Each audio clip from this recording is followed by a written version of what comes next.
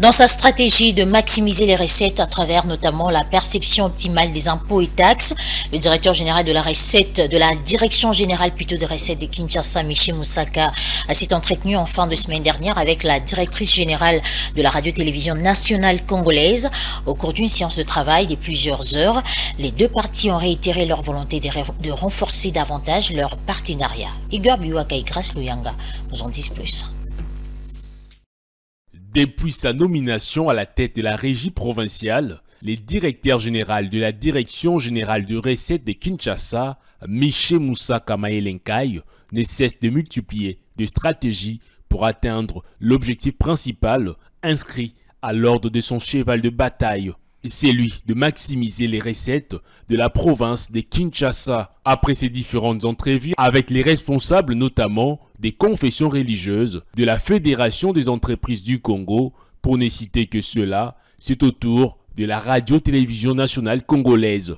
Le numéro 1 de la DGRK s'est entretenu avec la responsable de cette entreprise publique, Sylvie Elengue. Un entretien de plusieurs heures à l'issue de laquelle les deux responsables ont dégagé les mesures devant renforcer leur partenariat. Cette séance s'est poursuivie par la suite en présence des experts de deux parties dans l'objectif de mobiliser davantage de recettes au profit du trésor de la ville.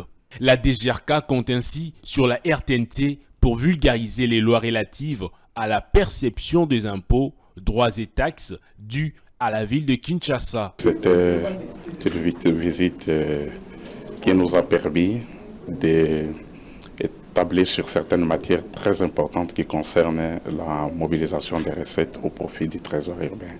Renforcer le partenariat entre la Direction générale des recettes de Kinshasa et la RTNC, qui est la chaîne mère, la chaîne nationale, pour que les activités en matière d'impôts, il faut une sensibilisation, c'est de l'information pour développer la culture du civisme fiscal.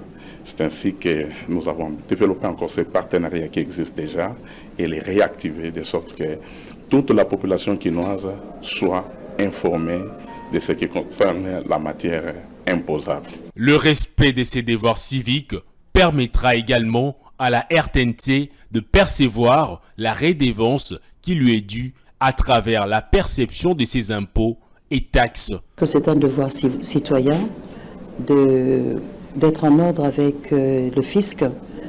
Et partant de cela, c'est de permettre également à la RTNC de pouvoir bénéficier de la redevance. Pour rappel, la grande échéance de la déclaration et du paiement de l'impôt foncier exercice 2024 et de l'impôt sur les revenus locatifs est fixée pour le 31 mars prochain.